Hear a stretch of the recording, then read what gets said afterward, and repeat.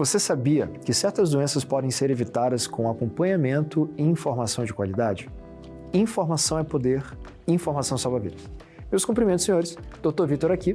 Eu sou médico neurologista, especialista em doenças de Parkinson e enxaqueca e professor de medicina. Aqui no Café com o Doc, nós falamos sobre saúde, prevenção e qualidade de vida. Nosso objetivo principal é trazer informação de qualidade e transformar isso em ferramentas para que você melhore sua saúde. Venha com a gente.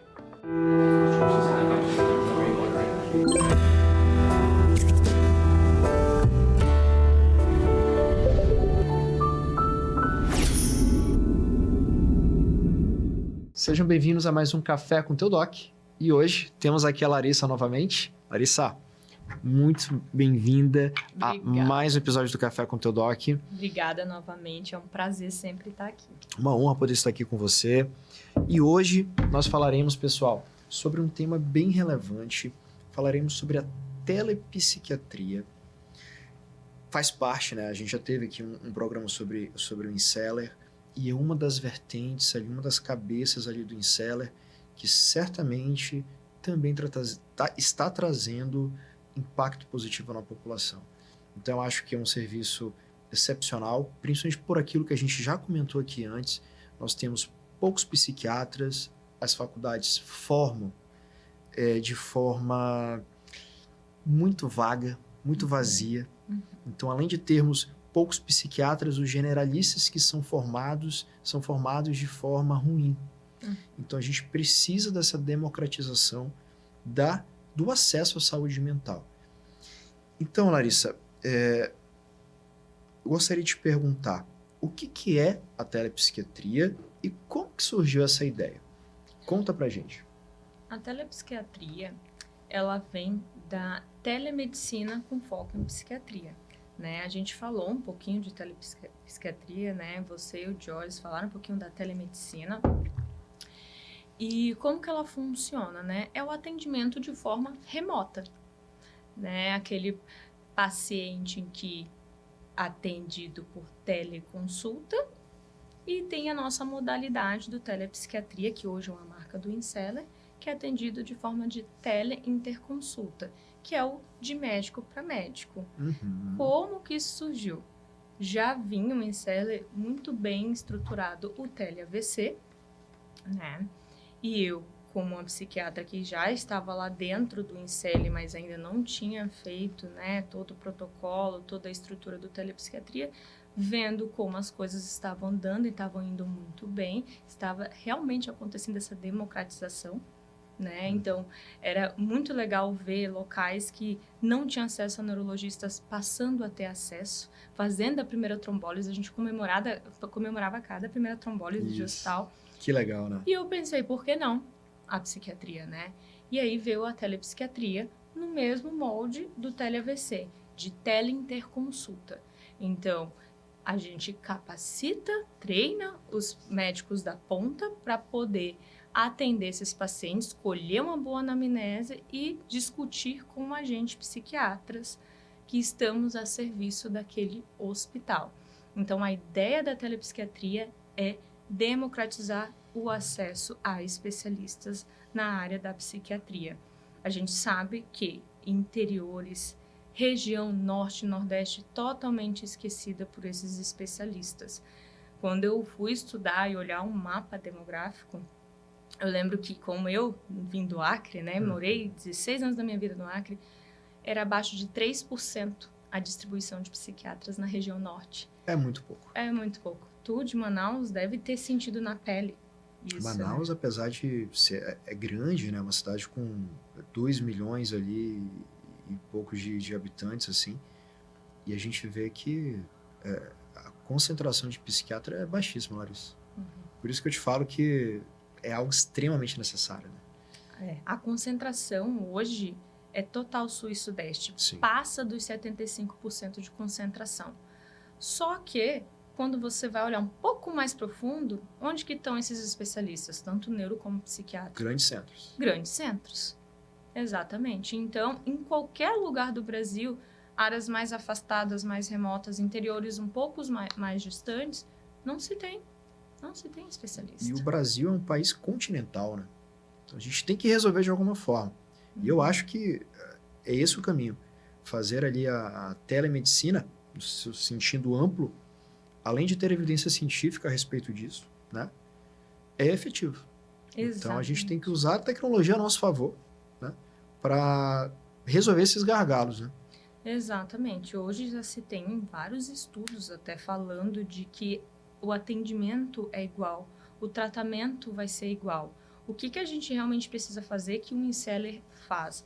Educação continuada, treinamentos de equipe. Isso é bem legal, isso é muito importante, né? Sim, porque aquele médico da ponta, como ele não sabe tratar um paciente que chega em saúde mental, que chega na emergência em surto ou por intoxicação, que seja, às vezes ele não sabe nem colher a informação necessária. Então, a gente, antes de iniciar qualquer serviço de telepsiquiatria no hospital, a gente capacita a equipe, né? A gente orienta, a gente fala de todas as emergências que pode chegar e como agir, para onde ligar, para como conduzir, que coleta você tem que ter de importância. E para eles até agradecem, porque eles não trabalham só naquele hospital que a gente atua. Eles trabalham em outros hospitais também, os médicos. Fica o aprendizado. Fica o aprendizado para eles. Então, o médico fica com o aprendizado, o hospital fica com respaldo. Exatamente. E o paciente se beneficia. Exatamente. Que é o nosso produto final, né? Exatamente. É o benefício do paciente. Exatamente. Que é o que a gente se importa, né? Então, é um serviço... A telepsiquiatria, ela surge baseado, né, em tudo aquilo que você falou, no exemplo de sucesso prévio. Então, é um caçula. É o irmão caçula. Temos quanto tempo aí de telepsiquiatria? Em abril, a gente iniciou o projeto piloto. Iniciar aonde? A gente iniciou na Unimed Maceió. Lá no Nordeste. Lá no Nordeste. Onde temos uma demografia menor. Exatamente. Hoje já temos vários outros hospitais em negociação, né? E alguns já com internações para a gente poder ajudar, né? Lá na Unimed a gente trabalha mais no âmbito da emergência, eles não têm internação psiquiátrica, mas agora os hospitais com internação também já estão em negociação para a gente atuar com eles para ajudar nessa demanda. Por quê? Porque não tem psiquiatra que vá. Não tem. É exatamente isso. E quando tem, é caro, né? É caro. Como é que você vai colocar um psiquiatra que nem vai ser 24/7, mas fazer ele todo o deslocamento para ele ir, a disponibilidade dele vai ser baixa, o tratamento não vai ser o melhor, porque vai ter menos tempo para poder acompanhar aqueles pacientes, né? Então, vai ser mais caro para o hospital e não vai ter uma cobertura completa, que é o que a gente oferece. E não vai ser tão efetivo no final das contas. Exatamente. Não adianta trabalhar isolado, tem que trabalhar em conjunto, com uma estrutura, né? Eu acho que a telepsiquiatria está dentro de uma empresa que você traz a estrutura, todo o know-how, né? Então, é um time trabalhando. Não é uma pessoa, né? Eu acho isso bem interessante e acho que funciona, né, Larissa? Sim, a gente tem uma equipe de 5 psiquiatras com a gente. Então, todo dia alguém está de plantão ali, igual da neuro. Sempre tem médico de plantão para poder atender a demanda. E no Brasil, existem muitos serviços que ofereçam isso? Ou é algo mais inovador por parte da telepsiquiatria? A gente tem serviços de telemedicina no Brasil disseminando e crescendo. Mas nesse modelo de telepsiquiatria como teleinterconsulta, pouquíssimos. Vou te dizer que eu conheço 1 ou 2 serviços que é hospitais que oferecem para dentro do seu próprio hospital. Não é disseminado, não é democratizado, vamos dizer assim, né? Então, a forma como a gente está fazendo é totalmente inovador, porque a gente abre para todo o Brasil. A gente abre para ajudar todo canto, todo lugar do Brasil. Seja nas situações de ribeirinhos ali em Manaus, seja no Acre, que tem bastante demanda, né? Eu já conversei com alguns colegas que falaram que a demanda lá é bastante alta. Seja no Nordeste, iniciando na Unimed Maceió. Quando a gente pega até...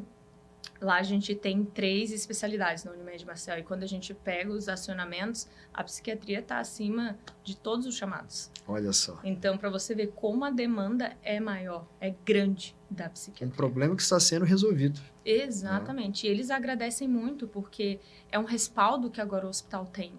Porque quando você não tem um especialista para algo grave, vamos dizer assim, uma intoxicação exógena por tentativa de autoextermínio, como que você tem um respaldo jurídico para isso se você não tem um médico especialista orientando o seu profissional a fazer a coisa certa? Será que como que eu libero? Já aconteceu uma discussão de caso de, eu achava que era diferente, eu achava que dava para liberar. Falei, não, a gente não libera dessa forma, né? A gente tem outras perguntas para se fazer para a gente poder concluir qual que é a melhor conduta, né? Então, agora o hospital tem até um respaldo jurídico. E isso, de certa forma, deixa o hospital com uma estrutura melhor, né? Total. E oferece um serviço melhor. Então, isso é importante para o hospital.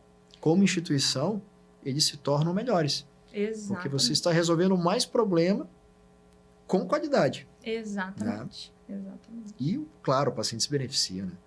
Não, eu acho fantástica a ideia. O paciente é o melhor que recebe maior benefício, vamos dizer assim. Porque ele talvez não conseguiria ter um acesso a um tratamento adequado, né? E agora ele vai ter, através de um especialista que está ali discutindo o caso com o médico que está acompanhando ele. E quais são os principais tipos de atendimento que vocês estão vendo, Larissa? Assim, o que mais chama a atenção? O que mais está aparecendo ali que faz necessário o serviço de vocês? Olha, principalmente tentativa de autoextermínio. Olha só. É uma coisa, assim, um aumento que é chocante, assim, o aumento que vem tendo da tentativa de suicídio em si. Óbvio, a gente pega bastante agitação psicomotora, intoxicação por álcool e outras drogas, é bastante prevalente também. Mas o que está no topo é o risco de suicídio e a tentativa de autoextermínio em decorrência de, como a gente falou no programa passado, da depressão. Depressão maltratada ou tratada de forma errada, né? Então, a gente tem descompensações também de doenças de base, por exemplo, um bipolar que estava em tratamento, parou o tratamento, que isso acontece bastante, aí entra em crise, entra em surto, eles chegam na emergência já em crise.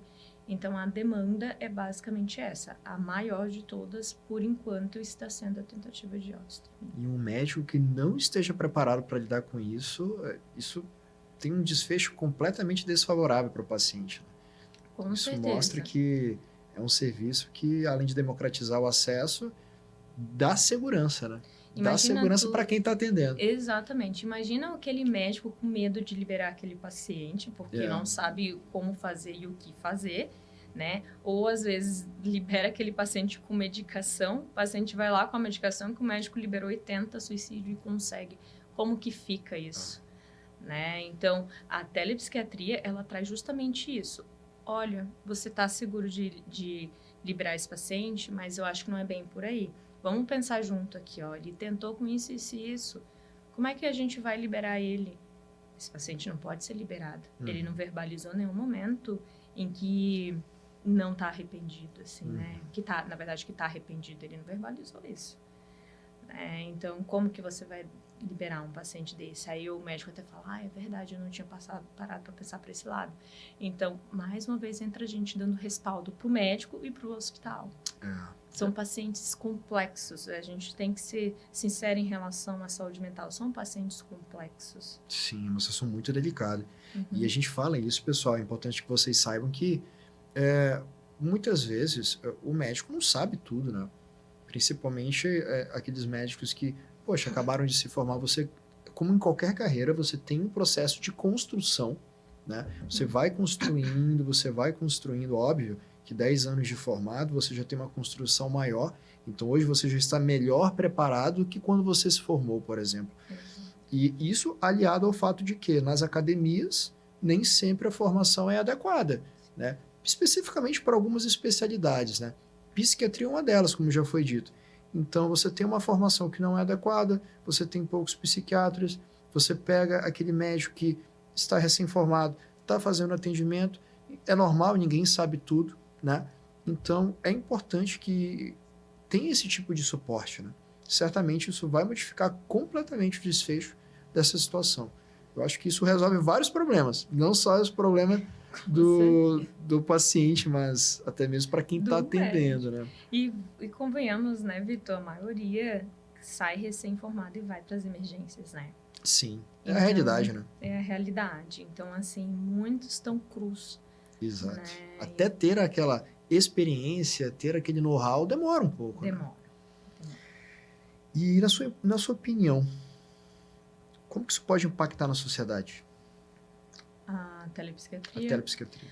Olha, primeiro de tudo, a democratização do atendimento. Né? Eu acho que eu já trouxe aqui algumas vezes falando de como é satisfatório você ver o atendimento chegando em locais que jamais chegariam. Né? Saber que aquele paciente ficaria, às vezes, internado 2, 3 semanas aguardando um leito, uma transferência para um hospital mais de referência, sem necessidade. Aquela pessoa que jamais conseguiria um atendimento ou um tratamento visto por um especialista, né? Discutido com outro médico. Isso daí não tem palavras que eu consiga colocar aqui da satisfação que é de levar o atendimento para locais que jamais teriam. Mudando vidas, né, Alice? Exatamente. Quando a gente escuta assim, olha, você ajudou muito, você salvou a vida daquele paciente, a gente conseguiu controlar todo o ritmo que aquele paciente vinha de reinternações, agora com tratamento correto, ele não está mais reinternando, ele está seguindo o tratamento da forma que tem que ser. Isso é muito satisfatório, né? Eu fico às vezes pensando que alguns médicos acabam deixando de lado, né, aquela coisa do estigma, não olha para o paciente como um todo. Então, quando entra a telepsiquiatria, ela traz isso de, olha, agora eu vou ligar, vou conseguir tratar esse paciente, né? É uma obrigação minha agora que o serviço está aqui. E ligar e tratar aquele paciente, não ele ser visto e deixado de escanteio até se resolver o problema dele. Isso é muito triste de ver em alguns hospitais, que esses pacientes ficam de escanteio, né? E isso muda com a nossa entrada. Isso eu acho que é a maior mudança, assim, na minha opinião. E é um impacto extremamente positivo, né? Isso muito positivo. Muda o serviço, muda a história daquele paciente. Até do hospital. Sim. É óbvio que agora a gente está conhecendo vários gestores, né? E uma dor que eu até trouxe, alguns, infelizmente, ainda não estão maduros para enxergar a saúde mental como uma prioridade, como tem que ser olhado como é olhado para outras doenças. Mas como a vida é muito boa e traz contrapontos, tenho encontrado outros, muito pelo contrário, quer fazer valer, quer ajudar, quer melhorar o atendimento, né? Então isso muda para o hospital, muda para todo mundo que está lá no hospital. E certamente com os bons resultados, que certamente estão vindo, virão, os que não se preocupavam antes acabam vendo o exemplo, né? Exato. Então, a palavra convence, o exemplo arrasta. Então, certamente, creio que futuramente, até a mentalidade, né, desses que hoje não se preocupam, eles vão ver que não é bem por aí. A gente tem que atuar na íntegra com o paciente, né? Essa é a função sempre. Fora a demanda, né? A demanda é alta. Muito alta. E, Larissa, quais foram as dificuldades que você teve nessa implementação? Acho que a principal o próprio Jorge já tinha falado ali na outra entrevista, foi o início de tudo, a implementação, né? Encontrar qual que era a via mais correta, pensando na lei regulamentada, né? Então, acessos a prontuários que a gente tem que evoluir. Então, a tecnologia foi um problema que foi resolvido, né? A forma como seria feita essa comunicação, que seria por telefone, para o número já registrado na Anatel, né? São ligações todas registradas. Uma outra que eu trouxe agora, né? Que é conversando com gestores sobre essas demandas, e às vezes a psiquiatria ficava de escanteio. A psiquiatria, eu tô com medo de colocar porque pode aumentar a minha demanda. Então, isso é uma coisa que me entristecia demais, porque a demanda ela já existia, você não tem que estar preocupado em tratar quem está ali, né? Em dar conta, né? Exatamente. Então, acho que essa parte que eu já trouxe, né, do amadurecimento, mas não são todos, ainda bem, né? Então, por isso que a gente está aí em negociações com vários outros hospitais. E Acho que basicamente era isso, sim, sabe? Que foi as maiores dificuldades. Estão sendo superadas. A maioria já foi superada. Óbvio que agora a gente trabalha muito com conscientização com algumas pessoas, mas a maioria já estão superadas. E os benefícios é aquilo que a gente falou, né? Você tem benefício para o paciente, você tem o benefício para o hospital, que agora tem uma infraestrutura de serviço melhor, e você tem até o benefício para o colega plantonista que está ali na ponta, sem saber o que fazer, e vocês vêm com esse aporte e, cara, resolve ali a vida daquele profissional que está precisando de ajuda, né? Exato. Vocês trabalham com educação continuada também. Exatamente. Fazem os treinamentos. Sim, a gente faz treinamentos. Antes de iniciar, a gente já faz os treinamentos para quando começarem a acionar o serviço já saber, né? A gente começa a treinar o que perguntar, como lidar. Por exemplo, se chega um paciente com intoxicação, a primeira coisa que você vai fazer é ligar para um centro de intoxicação para te passar todos os protocolos para não perder tempo com esse paciente, né? Então, a gente ensina isso para alguns serviços que não sabiam que existia. A gente faz todo o acompanhamento. Então, a educação continuada, ela dá aulas, ela vai no local, ela capacita todos que estão ali no hospital, não só médico, mas técnico, enfermeiro. A gente faz o trace no paciente, que seria por onde esse paciente entra e para onde que ele vai. Se está certo todo esse caminho. Todo o caminho dentro do atendimento. Todo o caminho dentro do atendimento. E como existe, a gente sabe que existe muito turnover ali dentro do hospital, tem muitas mudanças de profissionais, esse treinamento ele é realizado a cada 4 meses, né? Então, os primeiros 3 meses, que quando a gente inicia no hospital, ele está em on-board. A gente vai mensalmente fazendo reuniões para poder passar um feedback para o hospital e os pontos de melhorias que podem ter. Porque, claro, é um serviço novo, vai ter pontos de melhorias até dos 2 lados, né? Então, existe essa comunicação, existe esse treinamento e existe também a capacitação a cada 4 meses. Dá muito trabalho, né? Dá. Mas eu acredito que seja muito recompensador.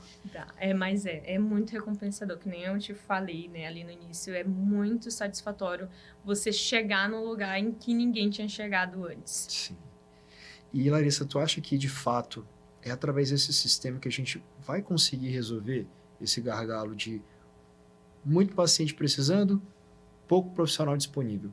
Tu vê algum outro método? Porque eu, sinceramente, eu não vejo. Eu acho que atualmente, do jeito que tudo se configura, acho que escolhemos ali, encontramos uma resposta e acho que essa tem que ser investido nisso. O que tu acha, tua concepção a respeito? A minha é bem parecida. Eu acho que a telemedicina ela veio para ficar. E pensando na telepsiquiatria, hoje eu vejo que é a forma mais viável que existe. Porque você para e pensa, como que você hoje em dia vai deslocar um profissional lá para o interior ou lá para uma área ribeirinha e dar todo o suporte? Não tem, a gente não consegue achar. Isso é uma coisa de anos. E a telemedicina ela já existia antes da pandemia em alguns países. Só não era tão conhecida, né? Não era tão conhecida, ela foi conhecida depois da pandemia. Mas países como Estados Unidos, Inglaterra, Canadá já trabalhavam com telemedicina. China usa muito também. Há muito tempo. Estados Unidos, às vezes, o neuro ou o psiquiatra nem pisam lá. E, às vezes, fazem consulta, eles têm um tabletzinho que, às vezes, eles fazem a teleconsulta, aí, já que é médico e paciente, pelo um tablet que um funcionário, um enfermeiro, enfim, leva e conversa com o paciente. Né? Então, a gente estava um pouquinho atrasado em relação a isso, a gente nem tinha lei que regulamentasse. A telemedicina veio em 2022, logo depois ali, né, da pandemia. E agora eu não vejo como isso voltar atrás. Vamos voltar a ser tudo presencial. Óbvio que ela é uma ponte, ela é para ajudar. Em algumas situações pode ser que precise de um olhar mais próximo. Sim. Se eu preciso internar um paciente, ele precisa estar em uma observação mais próxima de um médico e um acompanhamento mais próximo, sabe?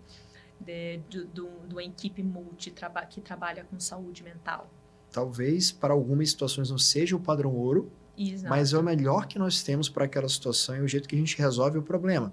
É aquilo que eu costumo dizer, é melhor feito do que perfeito. Exato. Né? Exato. É melhor isso do que realmente você não ter acesso a avaliação nenhuma, a atendimento nenhum. Então, acho que é isso, eu concordo contigo, veio para ficar. Né? e agrega ao serviço, né? E certamente o benefício é notório. Os pacientes eles têm tido suas vidas salvas devido a esse tipo de iniciativa. Eu parabenizo, tá? Pela iniciativa da telepsiquiatria, como também fazendo parte ali do Inseller. Eu acho que certamente isso traz um impacto positivo e nós estamos ali mudando o cenário da saúde mental por onde passamos, né?